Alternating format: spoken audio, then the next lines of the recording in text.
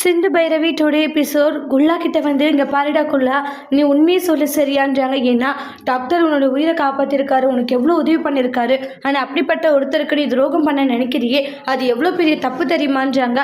அதனால உண்மையை சொல்லுன்றாங்க. எனக்கு டைம் ஆகுது, என்னை விடுங்கன்னு சொல்லிட்டு போயிடுவாங்க. டே குல்லா, எங்கிட்ட தப்பிச்சே போகிற, இங்கே பாரு, கண்டிப்பாக ஒரு நாள் இல்லை ஒரு நாள் நீ உண்மையை சொல்ல விடான்னு நினைக்கிறாங்க. சிவாவுக்கு கால் பண்ணுறாங்க. சொல்ல என்ன விஷயம் ஸ்னேகான்றாங்க. அந்த குல்லாவை பார்த்து பேசுகிறாங்க. ஒரு வார்த்தை கூட உண்மையை சொல்லவே இல்லைன்றாங்க. சீக்கிரமாகவே அவன் உண்மையை சொல்கிற மாதிரி நான் பண்ணுவேன்றாங்க. அதனால் அவன் வழியிலே போய் நான் பேசலான்னு இருக்கேன்றாங்க.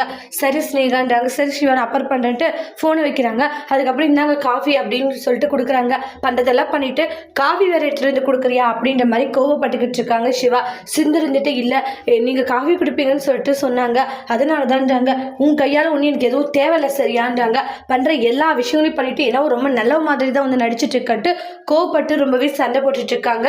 அந்த இடத்துல ரொம்பவே ஃபீல் ஆகுறாங்க. சித்து கூடிய சீக்கிரத்தில் உன் முகத்தை கிழிக்க தான் போகிறேன் நானுன்னு சொல்லிட்டு போயிடுறாங்க. அதுக்கப்புறமா ஆறுமுகம் மொட்டை மாடியில் தூங்கிக்கிட்டு இருக்காங்க. கல்யாணம் ஆனதும் நம்ம இப்படி வந்துட்டோம் மீன்றாங்க. வாழ்க்கை ஃபுல்லாக இப்படி தான் நம்ம இருக்கணும் போலன்ற மாதிரி நினைக்கிறாங்க. அப்புறம் பைரவி வருது. ஆறுமுகம் பார்த்துட்டு வீட்டுக்காக இங்கே வரேன்னு சொல்லிட்டு அப்படியே அவங்க பாட்டுக்கு நேரப்படுத்திட்டு இருக்காங்க. விட கொஞ்சம் பேசினா நின்று கொசுக்கடியில் படுத்துட்டு இருக்கீங்க, ரூமில் படுங்கன்னு சொல்ல போறியான்றாங்க. அப்படியெல்லாம் ஒன்றும் நான் சொல்ல போகலன்றாங்க. வேற என்ன, எனக்கு இது மாதிரி வேலை கிடைச்சிருக்கு, நான் வேலைக்கு போக போறேன். என்னது வேலைக்கா அப்படின்றாங்க. அதெல்லாம் வேணாம், அம்மா கிட்ட சொல்லி இன்னும் சொல்லல, அவங்க கிட்ட சொல்லி அவங்க பர்மிஷன் கொடுத்தா போன்றாங்க. நான் ஏன் போகணும் அப்படின்னு கத்துவாங்க. அப்புறம் அவங்களுடைய அம்மா கட்டின அந்த கையில பார்த்ததுமே கீப்பப் ஆயிடுறாங்க. என்னன்றாங்க, இங்க பார் அம்மா கிட்ட பேச, அம்மா என்ன சொல்றாங்களோ அதை படி கேளுன்றாங்க. யாரோட இது நான் கேட்க விரும்பல சஜஷன்ன்றாங்க. உங்ககிட்ட சொல்லணும்னு நினைச்சா சொன்னேன், கண்டிப்பா நான் வேலைக்கு போக தான் போறேன்னு பைரவி சொல்லிட்டு போறாங்க. இப்போ ஆறுமுகம் ரொம்ப கோவமா இருந்துகிட்டு இருக்காங்க.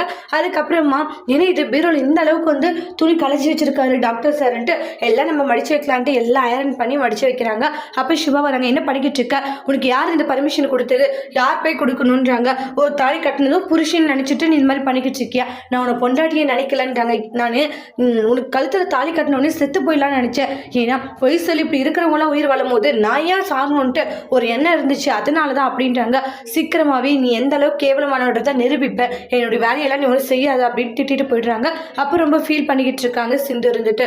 அப்புறமா குல்லாவுடைய அம்மா கிட்ட போய் பேசுறாங்க. மகாவும் அவங்களோட கூட பையனும் உடனே வாங்கம்மா என்ன விஷயம், இது மாதிரி என் பையனுக்கு இப்படி ஆயிடுச்சு, ஆனால் உன் பையன் பொய் சொன்னான்னு மட்டும் தெரியும், என் பையன் உங்கள் பையனுக்கும் உங்களுக்கு எவ்வளோ உதவி பண்ணியிருக்கான், உயிரை காப்பாற்றிருக்கான், அப்படிப்பட்டவனுடைய வாழ்க்கை நீ காப்பாற்றணும் கையில் தான் இருக்கு, என் பையன்கிட்ட பேசிட்டு நான் உங்ககிட்ட வந்து பேசணுமான்னு சொல்லிட்டு போகிறாங்க. அதுக்கப்புறமா நான் உங்ககிட்ட கொஞ்சம் பேசணும்னு ஆறுமுகத்துடைய அம்மா கிட்ட பைரவி போகிறாங்க. என்ன விஷயம்னு எனக்கு வேலை கிடைச்சிருக்குன்றாங்க.